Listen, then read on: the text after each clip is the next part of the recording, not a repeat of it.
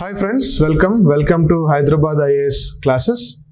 ఇవాళ మనము ఒక వెరీ ఫ్యాక్చువల్ కాదు ఇంట్రెస్టింగ్ టాపిక్ ఇది and this is worth an essay answer కూడా.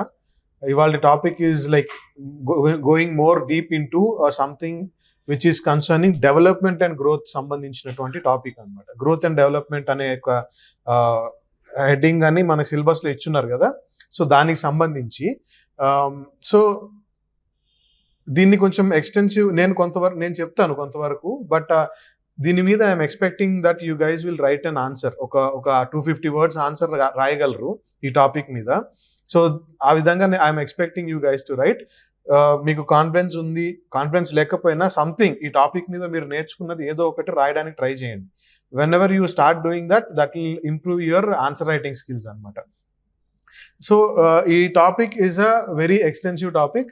చాలా క్లోజ్గా అబ్జర్వ్ చేయండి అండ్ నేను కొంతవరకు చెప్తాను and you guys can add in some more points. కొంతవరకు చెప్తాను and it's about your capabilities to add in some more points and bring a holistic answer అనమాట ఈ పర్టికులర్ టాపిక్లో. ఎందుకు దిస్ ఈజ్ ఇంపార్టెంట్ అంటే ఈ పర్టికులర్ టాపిక్ ఎందుకు important అంటే this sums up the entire development and growth perspective about India మీద development ఎట్లా జరిగింది, గ్రోత్ ఎట్లా జరుగుతుంది, వీటి ఇంపాక్ట్ ఎట్లా ఉంది ఏంటి అనేది దానికి సంబంధించి అనమాట ఇది. సో ఇందులో ఫస్ట్ థింగ్ ఏంటంటే development distance among Indian states అన్నాడు.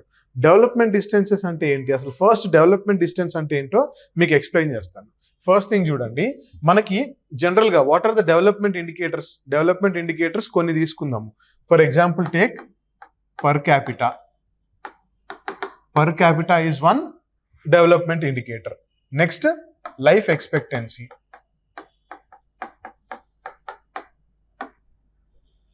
Life expectancy ఒకటి. And then enrollment. Education లో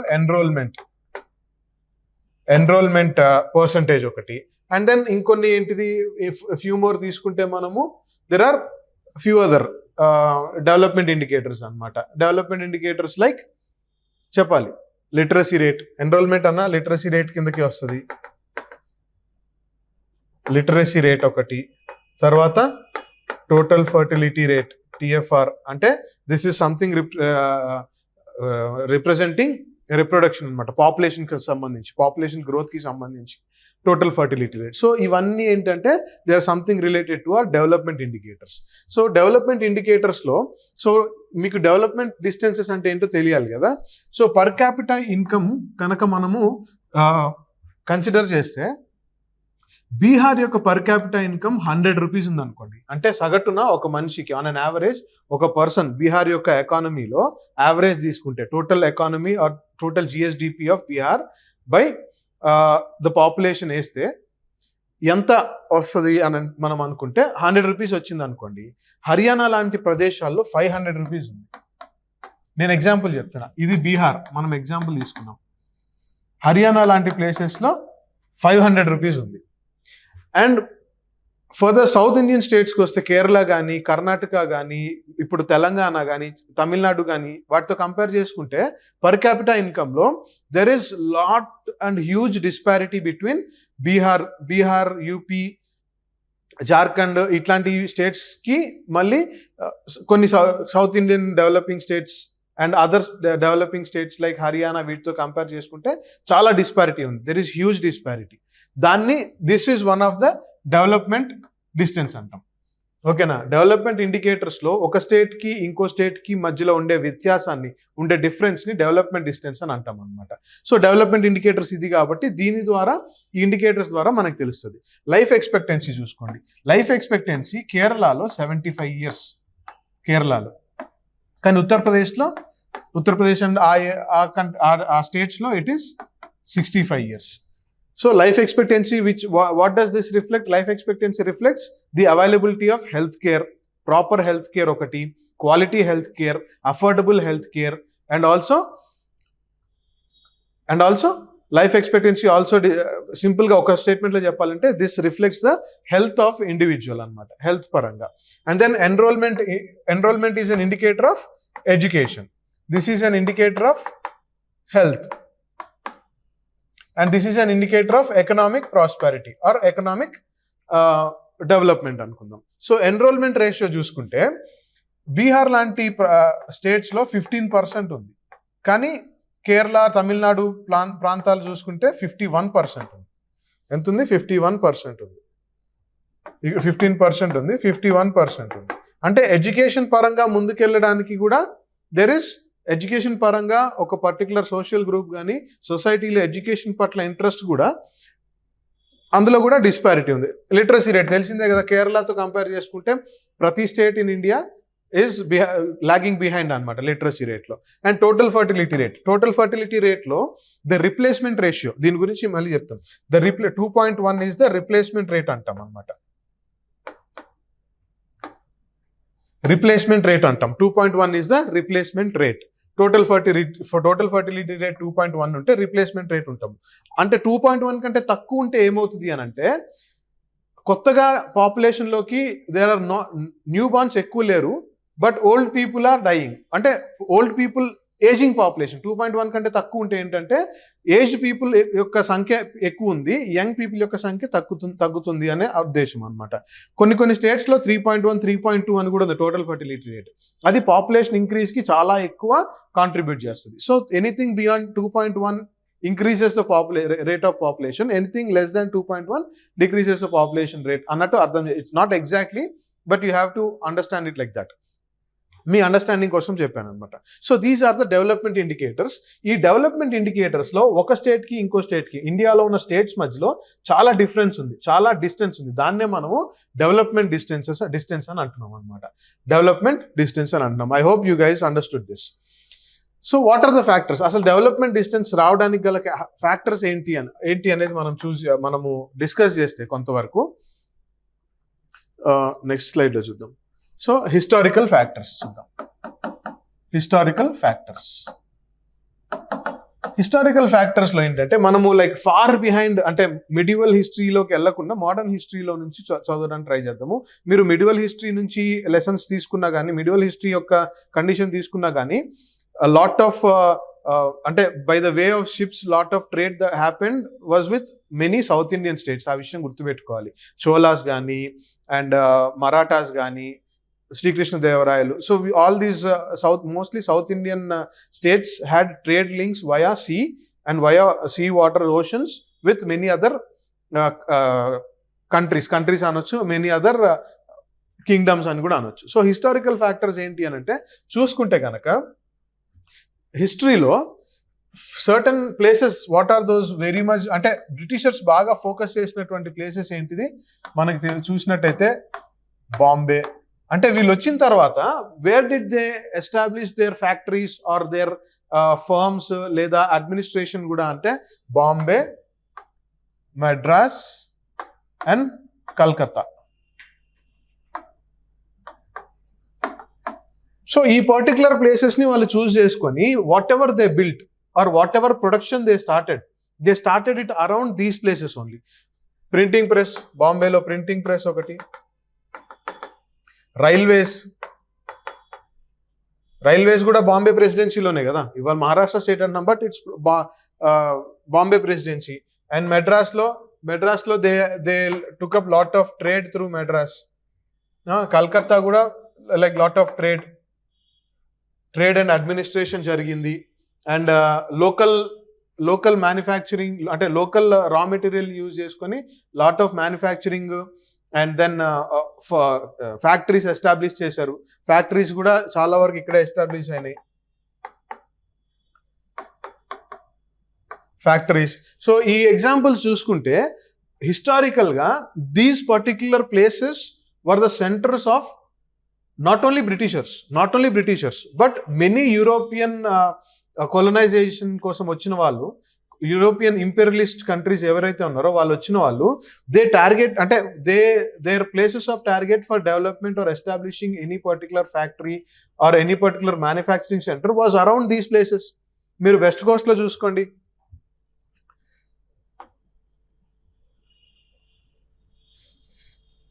బాంబే, కాలికట్, గుజరాత్లో many places, Gujarat, Surat, main Surat కూడా ఫ్యాక్టరీ సెట్ చేసుకోవడానికి ఎంతో మంది బ్రిటిషర్స్ అండ్ యూరోపియన్ అంటే ఇన్వైట్ చేయడానికి మనకి ఇంపీరియలిస్ట్ కంట్రీస్ వచ్చినాయి కదా, యూరోపియన్ ఇన్వేడర్స్ ఇంపీరియలిస్ట్ కంట్రీస్ వచ్చి సూరత్లో స్టార్ట్ చేసుకోవడానికి ముఘల్స్ దగ్గర లోకల్ లీడర్స్ దగ్గర ఎన్నిసార్లు పర్మిషన్స్ అడగలేదు.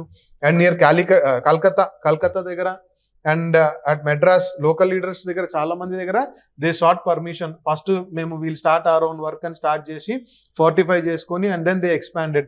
సో ఆ విధంగా these places were main centers of development during British period specifically. But in general చెప్పుకోవాలంటే డ్యూరింగ్ యూరోపియన్ రూల్ అనమాట. During Europeans rule these are the main developing centers. అదే టైంలో ప్రింటింగ్ ప్రెస్ కానీ అండ్ క్లాత్ మ్యానుఫ్యాక్చరింగ్ కానీ and indigo plantation కానీ. And also these people have influenced plantations a lot. చూసుకుంటే ఇప్పుడు మనకి రబ్బర్ ప్లాంటేషన్స్ అయినా కానీ అండ్ పొటాటో కానీ tobacco, all these things were introduced by Europeans to India. మరి అదేవిధంగా మరి ముఖ్యంగా గోవాలో పోర్చుగీస్ హ్యావ్ ఇంట్రడ్యూస్డ్ ద క్యాజు. ఇవాళ అక్కడ దొరికే క్యాజు వెరైటీ ఇంట్రడ్యూస్ చేసింది ఎవరు? పోర్చుగీస్. సో ఆ విధంగా హిస్టారికల్గా చూసుకుంటే there is lot of development, అంటే lot of potential development that has happen around few centres. అవి కూడా ఎక్కువ ఎక్కడ? On the coastal areas. ఈ హింటర్లాండ్ మాత్రం was kept aside, like there was no much concentration on the hinterland. ఈ చుట్టుపక్కలలోనే చేశారు. There are other reasons also, but ఇది అనమాట ద మెయిన్ రీజన్స్. ఇంకోటి ఏంటి, ఈ particular reasons were easy for them to carry out trade కానీ marketing కానీ, ఇక్కడ నుంచి గూడ్స్ తీసుకెళ్ళడం కానీ. ఇప్పుడు మనకు తెలిసిందే కదా, India was a source of raw material and a market to finished goods. ఆ రా మెటీరియల్ అంతా ఇక్కడ నుంచే ట్రాన్స్పోర్ట్ చేసుకున్నారు. ఈ రైల్వేస్ అందుకే వచ్చినాయి. దే బిల్ట్ పోర్ట్స్ కూడా, పోర్ట్స్ కట్టి అక్కడ నుంచి చేసుకున్నారు. All these were around coastal areas, వాళ్ళకి అనుకూలించినాయి అనమాట. అందుకనే these reasons got developed. And also education కూడా మీరు కన్సిడర్ చేసుకుంటే English education was introduced. English education గురించి మన మోడర్న్ ఇండియాలో దెర్ ఇస్ లాట్ ఆఫ్ దాని గురించి సపరేట్ చాప్టర్ ఉంది మనకి. There are many commissions, Hunter commission అని వచ్చినాయి, many commissions that have come up. వాళ్ళు ఇంగ్లీష్ ఎడ్యుకేషన్ ఇంట్రడ్యూస్ చేశారు. ఈ ఇంగ్లీష్ ఎడ్యుకేషన్ ఇంట్రడ్యూస్ చేయడం కూడా ఎందుకు చేశారంటే, one of the critics and reasons కూడా ఏంటంటే, they introduce English education so that those people who are in these particular regions will learn English education and will facilitate the purpose of the Europeans. వాళ్ళ purpose ఏంటి, ఇక్కడ అడ్మినిస్ట్రేషన్లో లోకల్స్ని తీసుకోవాలి, కానీ వాళ్ళకు అనుగుణంగా అడ్మినిస్ట్రేషన్ జరిగేలాగా ఇంగ్లీష్ ఎడ్యుకేషన్ ఇంట్రడ్యూస్ చేశారు అన్నది ఒక క్రిటిసిజం ఉంది. That may be true to certain extent. కానీ English education was concentrated mostly in these రీజియన్సే. మెడ్రాస్ చూసుకోండి, there are many colleges that came up, scientific colleges అప్పట్లోనే పెద్ద colleges. And then Calcutta, Bombay colleges and universities came up here in these places only. ఈ విధంగా and health care systems as well as health care systems.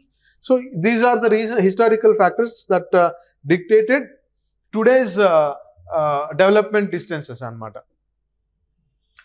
So next geographical factors చూద్దాం. What are the geographical factors అంటే,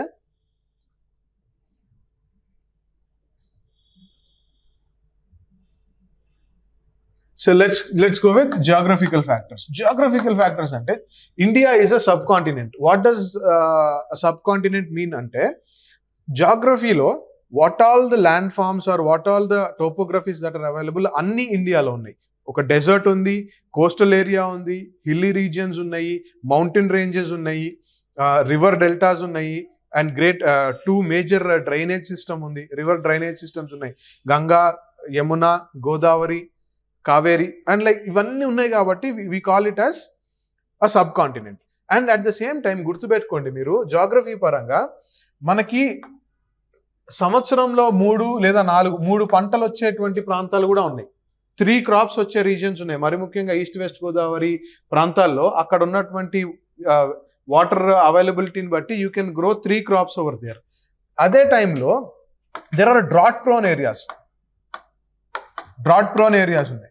రాయలసీమ లాంటి ప్రాంతాలు మనం చూసుకుంటే అక్కడ ఏమీ పండదు, like because lack of irrigation facilities. న్యాచురల్గా మనము we are dependent on rainfall, but irrigation facilities అసలు ఉంటే మేబీ ఏమైనా పెరిగి ఉండొచ్చేమో. ఇరిగేషన్ ఫెసిలిటీస్ లేక that remain drought prone area. So ఈ విధంగా అండ్ దెన్ హిల్స్ ఉన్నాయి, ఫర్టైల్ ల్యాండ్స్ ఉన్నాయి, and variety of soil profile. ఇండియాలో లైక్ అలువియల్ సాయిల్స్ ఏమో మనకి నార్త్ ఇండియా గంగా బేసిన్ అంతా అలువియల్ సాయిల్స్ దొరుకుతాయి. సౌత్కి వస్తే రెడ్ సాయిల్, బ్లాక్ సాయిల్ ఎక్కువ ఎక్స్టెన్సివ్గా ఉంటుంది. సో ఈ డిఫరెన్సెస్ ఉండడం వల్ల దీస్ డిఫరెన్సెస్ అండ్ కొన్ని ప్రాంతాలు బీహార్ లాంటి ప్రాంతాల్లో you can't grow water guzzling crops ఎక్కువ unless and until you have irrigation facilities. So these are the different types of geographical phenomena we have. ఇంకోటి ఏంటంటే కొన్ని చోట్ల కేరళ లాంటి ప్రాంతంలో, నార్త్ ఈస్టర్న్ ప్రాంతాల్లో యూ హ్యావ్ ఎక్స్టెన్సివ్ రెయిన్ఫాల్. రెయిన్ఫాల్లో కూడా డిఫరెన్సెస్ ఉన్నాయి, డిఫరెన్సెస్ ఇన్ రెయిన్ఫాల్.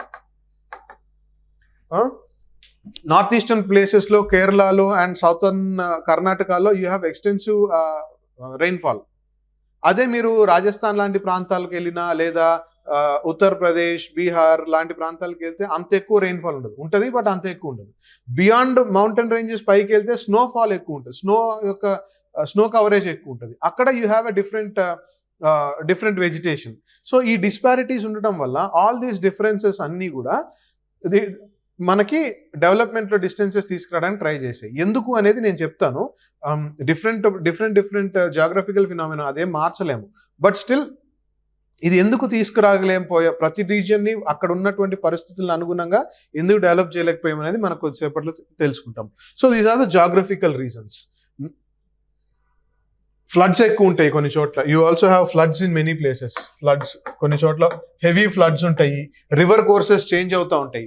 బీహార్ లాంటి ప్రాంతంలో there is one river which changes its course. అది మీరు కమెంట్ సెక్షన్లో పెట్టండి.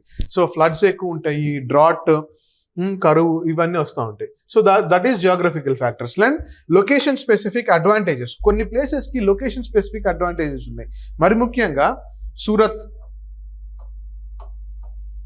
ఇక్కడ నుంచి సూరత్ పోర్ట్ నుంచి ఈజీగా you can transport export or you can manage exports and imports. And then coastline చాలా ఉంది, బట్ సూరత్ ఒకటి, అండ్ దెన్ ముంబై, మనకి ఇప్పుడు బాంబే, ముంబై, వైజాగ్, చెన్నై, అంటే ఎక్స్పోర్ట్ ఇంపోర్ట్ పరంగా, ఫారెన్ అంటే ఎక్స్టర్నల్ ట్రేడ్ పరంగా చూసుకుంటే these have a specific advantage, very special advantage. అదేవిధంగా ఇప్పుడు సర్వీసెస్ సెక్టర్ తీసుకుంటే బెంగళూరు, చెన్నై, తర్వాత గురుగ్రామ్, నోయిడా ప్రాంతాలు, అండ్ దెన్ ఇప్పుడు మనకి Hyderabad is also emerging as a very good services sector destination. Investments బాగా వస్తున్నాయి. ఈ లొకేషన్ స్పెసిఫిక్ అడ్వాంటేజ్ ఎందుకు అని అంటే, బెంగళూరు చూసుకుంటే ఇప్పుడు ట్రాఫిక్ ఎక్కువైంది కానీ, but initially when they were investing a lot in Bengaluru. ఎందుకు అని అంటే దట్ ఈస్ సేఫ్, అంటే ఎక్కువ న్యాచురల్ కెలామిటీస్ జరగవు, నార్మల్గా ఉంటుంది. Everyone all throughout the year things can keep going on. Floods effect అయి ఉండవు ఇట్లాగా. ఇప్పుడు అర్బన్ ఫ్లడ్స్ వస్తున్నాయి, that is a different thing. అది మ్యాన్ మేడ్, అది మనం చేసుకున్నది. చెన్నై కూడా అంతే. Chennai has an advantage. Chennai has advantage based on అంటే ఎక్స్టర్నల్ సెక్టర్, ఇంపోర్ట్ అండ్ ఎక్స్పోర్ట్కి సంబంధించి, and also lot of services sector activities do happen here. Bengaluru అంతే, గురుగ్రామ్, నోయిడా, అలాగే ఇప్పుడు Hyderabad. So these particular places, ఇప్పుడు చెప్పినటువంటి places have location specific advantage with respect to service sector. With respect to external trade, Mumbai, Vizag, Chennai lanti places, these places have advantage with respect to trade, ante external trade, oka harbor, oka port or docking yard katti akkada nunchi export cheyadam kosam. So these are like few location specific advantages. Deen meeda nenu ippudu cheppe points meeda you can search more and write more in an answer, gurtu pettukondi.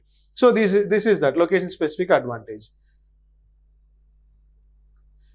Next ఏంటంటే early mover advantage. Early mover advantage అంటే ఏంటంటే మీ అందరికీ తెలిసిన విషయం ఏంటంటే, economic పర్స్పెక్టివ్లో, economy పరంగా చూసుకుంటే there is something 1991కి before ఒక టైపు, 1999 తర్వాత ఇట్స్ అ డిఫరెంట్ సినారియో. అవును కదా? సో 1991కి ముందు వరకు we're like more socialistic, and then మనది ఇండియాకే ఉండిపోయేలాగా, if you want to invest, Indians invest చేయాలి. Private investment was difficult, external investment was more difficult. But after 1991 LPG reforms వచ్చినాయి. LPG reforms ఏమైందంటే లిబరలైజేషన్ జరిగింది, ప్రైవేటైజేషన్ జరిగింది, గ్లోబలైజేషన్ జరిగింది. గ్లోబలైజేషన్తో మనకి ఫారెన్ ఇన్వెస్టర్స్ వచ్చారు. ఆర్ ఫారెన్ నుంచి వచ్చి డెవలప్ చేసి వాళ్ళు ప్రాఫిట్స్ చేసుకోవాలనుకున్న వాళ్ళు ప్రాఫిట్స్ చేసుకున్నారు, మనకి డెవలప్మెంట్ ఇచ్చారు. ప్రైవేటైజేషన్ అంటే గవర్నమెంట్ కాకుండా ప్రైవేట్ వ్యక్తుల యొక్క ఇన్వెస్ట్మెంట్ పెరిగింది. ఇందులో మెయిన్ ఇన్వెస్టర్స్ ఎవరు? టాటాస్ వర్ మెయిన్ అనమాట ప్రైవేట్ ఇన్వెస్ట్మెంట్స్ లో. అండ్ లిబరలైజేషన్ అంటే ప్రతిదానికి ఇప్పుడు ఒక ఇన్వెస్ట్మెంట్ చేయాలంటే ఒక చట్టాన్ని you have to do a lot of work. ఇప్పుడు 1991 తర్వాత అలా లేదు. దేర్ ఇస్ రిలాక్సేషన్, అంటే లాస్లో రిలాక్సేషన్ వచ్చింది అనమాట. సో ఎల్పిజి రిఫార్మ్స్ తర్వాత ఈ ఇన్వెస్ట్మెంట్స్ ఏవైతే ఉన్నాయో, ఫారెన్ ఇన్వెస్ట్మెంట్స్ కానీ, ఫారెన్ పార్టిసిపేషన్ కానీ, ప్రైవేట్ ఇన్వెస్ట్మెంట్స్ కానీ, ఈ లిబరలైజేషన్ యొక్క రిజల్ట్స్ ఏవైతే ఉన్నాయో ఇవి అన్ని ప్లేసెస్ అడ్వాంటేజ్ తీసుకోలేదు. Not all regions in India did take advantage of it. కొన్ని రీజియన్స్, అందుకే ఎర్లీ మూవర్ అడ్వాంటేజ్ కొన్ని ప్రాంతాలకే పరిమితమైంది అనమాట. Only few places like business centres, like services sector, ఇందాక చెప్పిన ప్లేసెస్ అనమాట. సర్వీసెస్ సెక్టర్లో ఎక్కువ పార్టిసిపేషన్ ఉన్న వాళ్ళు they took more advantage of it. So early mover అడ్వాంటేజ్లో మీరు రాయాలి అని అంటే post 1991 India took over LPG reforms after BOP crisis అనమాట. బ్యాలెన్స్ ఆఫ్ పేమెంట్ క్రైసిస్ తర్వాత India opened up its economy for privatization, opened up its economy for privatization and globalization through liberalization. So liberalization ee tarvata the results or the fruits of this particular relaxation were not felt throughout India equally or equitably because of the local issues, local circumstances ni batti. Endukante ippudu suppose oka private investor రావాలి అని అంటే ఒక 100 ఎకరాలు వాడికి he needs 100 acres of land to invest and do it. అలాంటి సందర్భాల్లో land reforms జరగకుండా ఇవి ఎట్లా జరుగుతాయి?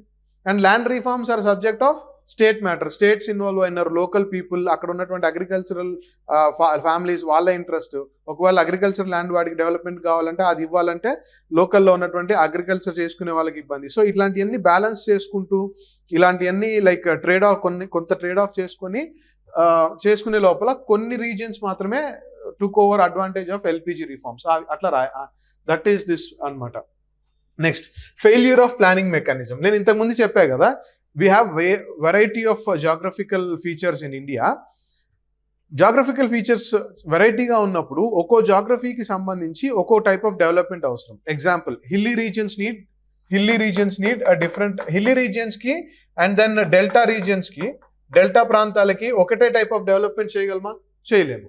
Delta needs different type of resources, hilly regions need different type of resources. Of course financial resources are same, కాకపోతే plan పరంగా or construction activity or investment కానీ infrastructure కానీ ఏదన్నా చేయాలంటే delta regions need a different type of planning. And then drought prone areas కరువు ప్రాంతాలు ఎక్కడైనా ఉంటే వాళ్ళకు వెరైటీగా ఉండాలి. అండ్ దెన్ రెయిన్ఫాల్ హెవీగా ఉన్న ఏరియాస్కి different type of development planning ఉండాలి. కాకపోతే ఇనిషియల్గా ఏం చేసామంటే 5-year ప్లాన్స్లో కానీ and most of our planning was like the planning mechanism ఎట్లుండేదంటే వన్ సైజ్ ఫిట్స్ ఆల్. ఒక ప్లానింగ్ స్ట్రాటజీ ఇవ్వండి, ఆ ప్లానింగ్ స్ట్రాటజీ ప్రతి ఒక్క స్టేట్కి ఫాలో అయిపోండి. కానీ ఒక్కో స్టేట్కి ఇప్పుడు సపోజ్ గోవా ఉంది, గోవాలో వెళ్ళి నువ్వు అగ్రికల్చర్ ప్రమోట్ చేస్తానంటే అగ్రికల్చర్కి 3 crops వచ్చి అగ్రికల్చర్కి ఇన్వెస్ట్ చేస్తానంటే కుదురుదా? గోవాలో you have to develop tourism. Delta ప్రాంతాల్లో ఎక్కడైతే ఎక్కువ ఇరిగేషన్ ఫెసిలిటీస్ ఉన్నాయో అక్కడ you promote agriculture. And raw material ఎక్స్టెన్సివ్గా దొరుకుతున్న ప్లేసెస్లో ఆ రా మెటీరియల్కి సంబంధించిన ఇండస్ట్రీస్ తీసుకుని రావాలి. అఫ్ కోర్స్ మనకి మోడర్న్ మీన్స్ ఆఫ్ ట్రాన్స్పోర్ట్ వచ్చిన తర్వాత this scenario has change. But జనరల్గా చెప్తున్నా, how are planning should be అంటే planning should not be like one size fits all, but region specific or state specific planning ఉండాలి. And ఇప్పుడు కేరళ ప్రాంతంలోకి వెళ్ళి నువ్వు ఎడ్యుకేషన్ ప్రమోషన్కి I will invest some 1000 crores for education, for development of education అంటే like does it make sense? No. ఎందుకంటే కేరళలో you have enough literacy rate, almost 99% literacy ఉంది.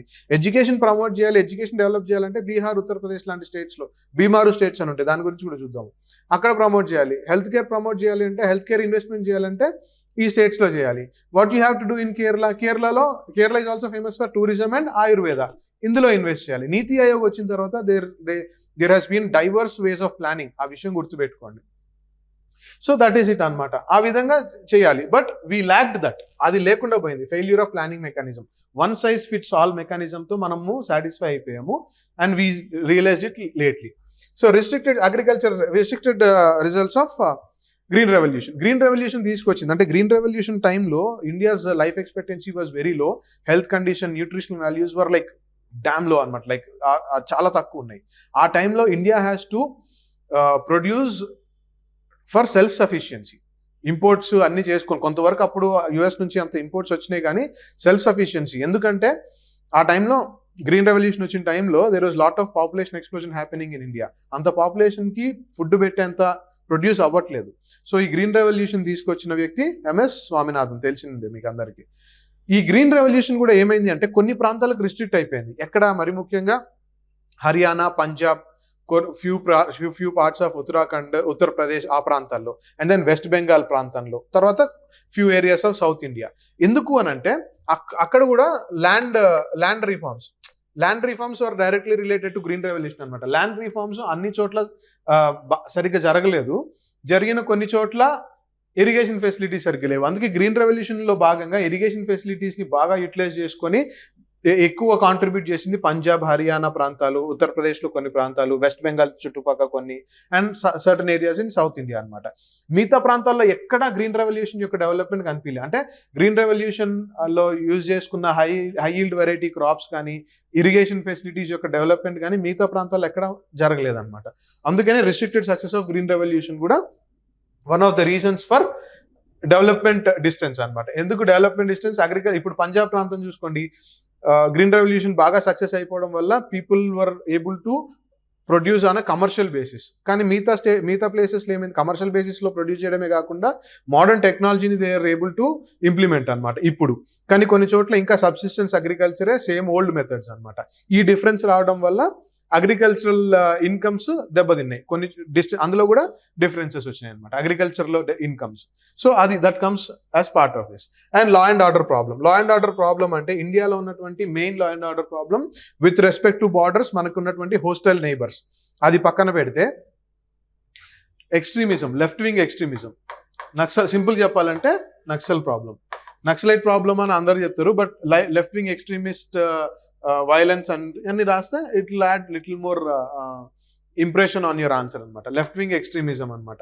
లెఫ్ట్ వింగ్ ఎక్స్ట్రీమిజం మనకి ఎక్కువ తెలుసుగా. నక్సలైట్ మూవ్మెంట్ ఎక్కడ స్టార్ట్ అయింది? నక్సల్ బరీ, వెస్ట్ బెంగాల్లో స్టార్ట్ అయింది. అక్కడ నుంచి it spread into like Bihar, Chhattisgarh నుంచి మన Telangana, AP was also victim of left wing extremism for quite long time, till Rajasekhar Reddy garu time ముందు వరకు. ఆ తర్వాత slowly that got Madhya Pradesh, Rajasthan, ఇట్లా like there few more states. ఇవన్నీ బీమారు స్టేట్స్ అంటారు. బీమారు స్టేట్స్ ని ఎందుకు కేటగరైజ్ చేశారంటే because of their backwardness. BIMARU states లో there is lot of backwardness. ఈ పర్టికులర్ డెవలప్మెంట్ డిస్టెన్స్ ఏదైతే ఉందో ఇండిపెండెన్స్ తర్వాత ఆర్ మన ఎకానమీ పికప్ అయిన తర్వాత కూడా ఈ డెవలప్మెంట్ డిస్టెన్స్ పెరుగుతానే వచ్చింది విత్ రెస్పెక్ట్. ఇప్పుడు బీమారు స్టేట్స్ కి మిగతా స్టేట్స్ కి కంపారిజన్ చేయండి. ఎందులో కంపేర్ చేస్తారు? మెయిన్ 3 to 5 ఇంపార్టెంట్ ఫ్యాక్టర్స్ చెప్పే కదా, పారామీటర్స్. ఆ పారామీటర్స్లోనే మీరు కంపేర్ చేస్తే ఈ పర్టికులర్ డెవలప్మెంట్ డిస్టెన్స్ పెరుగుతూనే వచ్చింది, ఇంకా పెరుగుతూనే వచ్చింది. ఇది ఇప్పుడున్న మనకి మెయిన్ ఛాలెంజ్ అనమాట. This is the main challenge that's in front of us.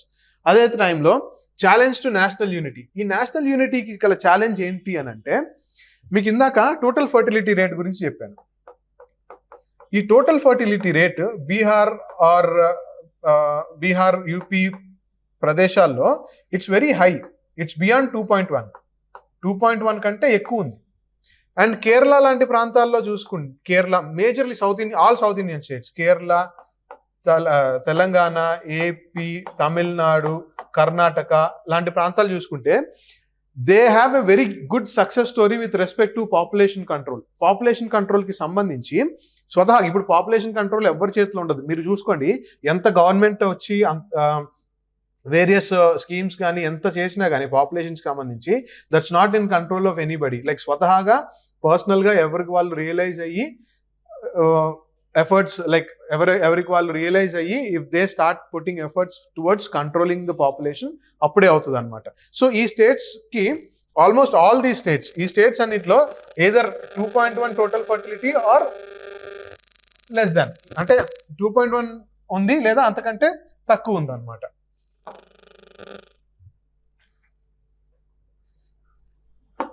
Two 2.1 ఉంది ఆర్ అంతకంటే తక్కువ ఉంది, ఏంటిది టోటల్ ఫర్టిలిటీ రేట్. కానీ ఈ బీహార్, యూపీ లాంటి ప్రదేశాల్లో టోటల్ ఫర్టిలిటీ రేట్ 2.1 కంటే ఎక్కువ ఉంది, కొన్ని చోట్ల 3 అంతకంటే ఎక్కువ ఉంది అనమాట. సో ఈ పాపులేషన్ పెరగడం వల్ల గుర్తుపెట్టుకోండి, వీళ్ళకి ఏంటంటే పాపులేషన్ అడ్వాంటేజ్ ఉంది.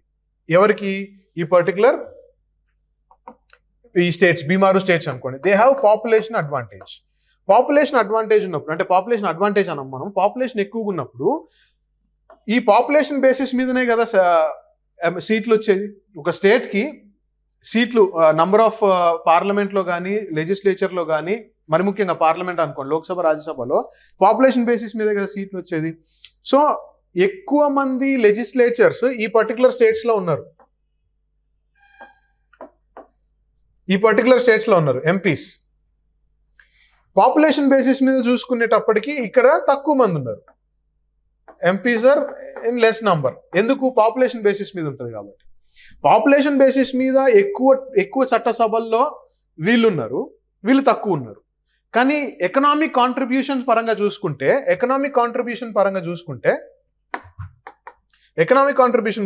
ఈ 5 స్టేట్స్ ఎగ్జాంపుల్ చెప్తున్నా. ఈ సౌత్ అంటే పార్షాలిటీ అని అనకండి, మళ్ళీ ఈ ఎగ్జాంపుల్ చెప్తున్నా. These 5 states are other states other than BIMARU states are contributing more economically to the nation. Economic contribution ఎక్కువ ఉంది, ఈ స్టేట్స్ నుంచి తక్కువ ఉంది. కానీ పాపులేషన్ అడ్వాంటేజ్ వల్ల వీళ్ళు ఎక్కువ చట్టసభల్లో ఉన్నారు, ఎకనామిక్ అడ్వాంటేజ్లో ఈ స్టేట్స్ ఉన్నాయి. ఈ ఎకనామిక్ అడ్వాంటేజ్, పాపులేషన్ అడ్వాంటేజ్ వల్ల ఉన్నటువంటి డిస్పారిటీస్ ఏవైతే ఉన్నాయో దానివల్ల there can be a threat to national unity. Simple example చెప్తున్నాను వినండి. కేటీఆర్ గారు ఉన్నారు, whenever he speaks about, అంటే సెంటర్తో ఎప్పుడన్నా ఇష్యూస్ వచ్చినప్పుడు, డిఫరెన్స్ వచ్చినప్పుడు, whenever he goes and speaks about it, ఆయన దేని గురించి చెప్తా ఉంటారు ఎక్కువ? We are contributing so much of amount to the national development, సెంటర్కి. కానీ స్టేట్కి చాలా తక్కువ వస్తుంది. 100 రూపాయలు ఇస్తే మాకు 100 చాలా తక్కువ వస్తుంది, 60 రూపీస్ బ్యాక్ వస్తుంది. ఇంక్రీజ్ ద కాంట్రిబ్యూషన్ అని అంటున్నాడు. అలాగే అనమాట. So that is one of the contentious issue. ఆ విధంగా నేషనల్ యూనిటీకి దెబ్బతినే ఛాన్స్ ఉందన్నమాట. సోషల్ ఇన్ఈక్వాలిటీ ఏంటంటే, ఎకనామిక్ ఇన్ఈక్వాలిటీస్ ఎక్కడైతే ఎక్కువ ఉంటాయో అక్కడ సోషల్ ఇన్ఈక్వాలిటీకి చాలా ఛాన్సెస్ ఎక్కువ ఉంటాయి అన్నమాట. సోషల్ ఇన్ఈక్వాలిటీ అంటే in terms of health care, in terms of education, ఇట్లాగా ఇన్ టర్మ్స్ ఆఫ్ తర్వాత ఈ ఏమంటారు, age old social problems like casteism, racism, religion problem, వీటన్నిటికీ ఎక్కువ స్కోప్ ఎక్కడ ఉంటుంది అంటే ఎకనామిక్ డిస్పారిటీస్ ఉన్నప్పుడు, ఆర్ ఎకనామిక్ ఇన్ఈక్వాలిటీ ఉన్నప్పుడు, జెండర్ ఇన్ఈక్వాలిటీ. ఎకనామిక్ ఇన్ఈక్వాలిటీ వల్ల జెండర్ ఇన్ఈక్వాలిటీ కూడా వస్తుంది. అవన్నీ మీరు గుర్తుపెట్టుకోండి, ఈ పాయింట్స్ అన్ని నోట్ చేసుకోండి. ఫస్ట్ థింగ్ ఏంటంటే, అంటే ఎకనామిక్ ఇన్ఈక్వాలిటీ లీడ్స్ టు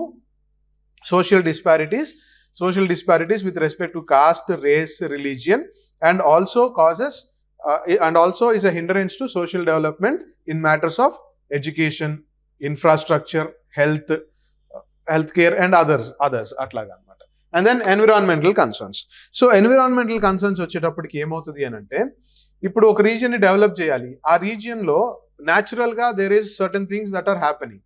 కానీ ఆ న్యాచురల్గా ఉండేది సరిపోవట్లేదని మనము ఎకాలజీకి, ఎన్వైర్న్మెంట్కి అగేన్స్ట్గా వెళ్ళి హైడల్ ప్రాజెక్ట్స్ కట్టేస్తున్నాం. మరి ముఖ్యంగా ఉత్తరాఖండ్ అండ్ హిమాచల్ ప్రదేశ్లో రీసెంట్గా జరిగినటువంటి ల్యాండ్ స్లైడ్స్ ఇవన్నీ చూసుకుంటే కొన్ని ప్రాజెక్ట్స్ అన్ని బ్రేక్ అయిపోయినాయి. ఎందుకు అని అంటే ఎన్వైర్న్మెంటల్ రీజన్స్ అనమాట. అక్కడ అది అవసరం లేదని కాదు, అవసరం ఉండొచ్చు, బట్ అక్కడ దాని యొక్క అది సపోర్ట్ చేసే అక్కడ ఒక హైడల్ ప్రాజెక్ట్ యొక్క కెపాసిటీ, అక్కడ హైడల్ ప్రాజెక్ట్ సరిపోయే ఛాన్స్ లేదు. You cannot sustain a hydel project over there. When you can't sustain a hydel project over there, అలాంటి ప్లేసెస్ లో హైడల్ ప్రాజెక్ట్స్ కడుతున్నారు, మెనీ అదర్ ప్రాజెక్ట్స్ కడుతున్నారు అనమాట. That is becoming a disadvantage. ఆ విధంగా environment కి ఇబ్బంది అయిపోతుంది. ఎన్వైర్న్మెంట్ మీద ఆధారపడి బ్రతుకుతున్నటువంటి విలేజర్స్ కానీ, ట్రైబ్స్ కానీ, వాళ్ళకి దెబ్బ అయిపోతుంది. And they are losing their habitat, అంటే వాళ్ళ నివాస గృహాలన్నీ కోల్పోతున్నారు అనమాట. That is regarding environmental concerns. Environmental concerns simple గా సమ్అప్ చేయాలంటే, construction of development projects or other infrastructural facilities in places where it is not viable causing environmental hazards is further affecting the economy of the state and increasing the development disparities అని మీరు రాయొచ్చు. ఈ statement మీద you can build more అనమాట. Examples ఇవ్వండి, case studies ఇవ్వండి, you can build the answer. So next way forward ఏంటిది? What is the way forward? సింపుల్గా లెర్న్ లెసన్స్. ఎవరి నుంచి నేర్చుకోవాలి lessons? Learn from those states which have advanced. కొన్ని states వాళ్ళ జిఎస్డిపి పరంగా, లైఫ్ ఎక్స్పెక్టెన్సీ పరంగా, ఎడ్యుకేషన్ పరంగా దే ఆర్ అడ్వాన్స్డ్. మరి ముఖ్యంగా సౌత్ ఇండియన్ స్టేట్స్లో మనం చూసుకుంటే education is in the front row, అంటే like we have given the front seat for education. Health care పరంగా ఆరోగ్యశ్రీ కానీ మెనీ అదర్ స్కీమ్స్, ఇట్లాంటి స్కీమ్స్ ద్వారా కొన్ని states have advanced in matters of development, socio economic development. వాళ్ళని చూసి వెనుకున్నటువంటి states ఏంటంటే యాక్సెప్ట్ చేసి they have to learn and move forward. తర్వాత different reform priorities for different states. చెప్పాను కదా, ఇంతకు ముందులాగా వన్ సైజ్ ఫిట్స్ ఆల్ కాకుండా ఒక్కో స్టేట్కి ఒక్కొక్క అవసరం ఉంది. కేరళకి ఎడ్యుకేషన్ అవసరం లేదు, కానీ అంటే ఎడ్యుకేషన్ అవసరం లేదంటే ఎడ్యుకేషన్కి ఎక్కువ ఇన్వెస్ట్ చేయని అవసరం లేదు కేరళలో, కానీ బీహార్లో దెర్ ఈజ్ అ నీడ్, ఉత్తరప్రదేశ్లో దెర్ ఈజ్ నీడ్. అలాంటి ప్లేసెస్లో ఎడ్యుకేషన్ మీద ఎంఫసైజ్ చేయాలి. కేరళ, గోవాలో ఎంఫసైజ్ చేయాల్సింది ఏంటి? Tourism development. ఆ విధంగా అనమాట. And there are certain places in Uttar Pradesh where tourism can be developed a lot. ఎందుకంటే చాలా వరకు హిస్టారికల్ టెంపుల్స్ ఉన్నాయి, ఈ బుద్ధిస్ట్ సర్క్యూట్స్ ఉన్నాయి. బీహార్లో కూడా there is scope for improving tourism. అలాంటి ప్లేసెస్లో అక్కడ అవసరతను బట్టి, అక్కడ ఉన్నటువంటి సర్కమ్స్టాన్సెస్ని బట్టి you have to chalk out to give a suits that particular and not one side ఒక ప్లానింగ్ చేసేసి ఇదే ఫాలో అయిపోమన్నాం. సో దట్ ఈస్ దిస్ అన్న. సో ఇప్పుడు నేను చెప్పిన టాపిక్ కింద నేను చెప్పిన ఎగ్జాంపుల్స్తో మరింత చేసి రాయాలి. Adoption of local specific target. ఇప్పుడు hill area development programme, drought prone area programme, అలాంటి ప్రోగ్రామ్స్ ఒక్కో రీజియన్కి సంబంధించి.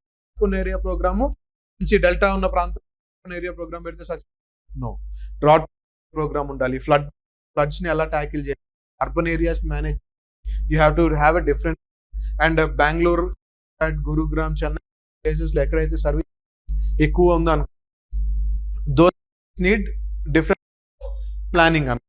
మరి ముఖ్యంగా అర్బనైజ్ జరుగుతుంటుంది కాబట్టి అర్బన్ అక్కడ అనమాట. అండ్ అగ్రికల్చర్ చోట planning with respect to the needs ఆ విధంగా చేసుకోవాలి. ఇండస్ట్రీస్ సూటబుల్గా ఉంటాయో అక్కడ డెవలప్ చేసుకోవాలి. Invigoration of civil.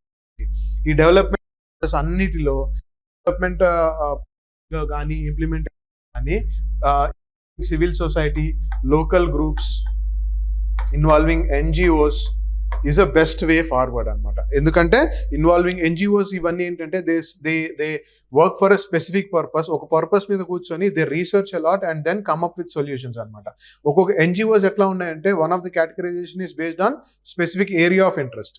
ఇప్పుడు ఎడ్యుకేషన్ ఫోకస్ మీద కొన్ని ఎన్జిఓస్ ఉన్నాయి, ట్రైబల్ డెవలప్మెంట్ కొన్ని ఎన్జిఓస్ ఉన్నాయి, rescuing women and children from trafficking certain NGOs ఉన్నాయి. They work on a specific purpose అనమాట. అప్పుడు ఏంటంటే వాళ్ళు అందులో రీసెర్చ్ కూడా చేస్తుంటారు కాబట్టి they will be having more data and more expertise in that. అలాగా ఎన్జిఓస్ని ఇన్వాల్వ్ చేసుకోవడం, సివిల్ సొసైటీస్ని, లోకల్ గ్రూప్స్ని ఇన్వాల్వ్ చేసుకొని ప్లానింగ్ దగ్గర నుంచి ఎగ్జిక్యూషన్ చేస్తే will arrive at a success and reduce the development disparities. So ఈ విధంగా అనమాట. So this is all about development disparities అనే topic. This is a very ఏమంటారు చాలా dry topic, extensive topic, but a potential question for and ఒక SA question రాసేయచ్చు అనమాట దీని బేసిస్ మీద.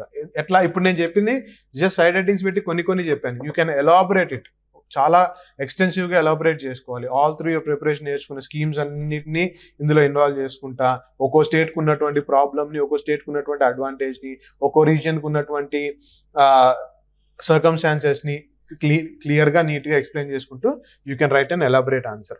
మీరు ఒక ఆన్సర్ రాస్తారని అనుకున్నా అట్లీస్ట్ ఫర్ నౌ ఒక 250 words ఆన్సర్ రాయండి. Will see how you will pan out. ఈ విధంగా ఆన్సర్ రైటింగ్ స్కిల్స్ డెవలప్ చేసుకోండి. మళ్ళీ ఇంకో వీడియోలో మళ్ళీ కలుద్దాము ఇంకో టాపిక్తో. అప్పటి వరకు take care and stay safe.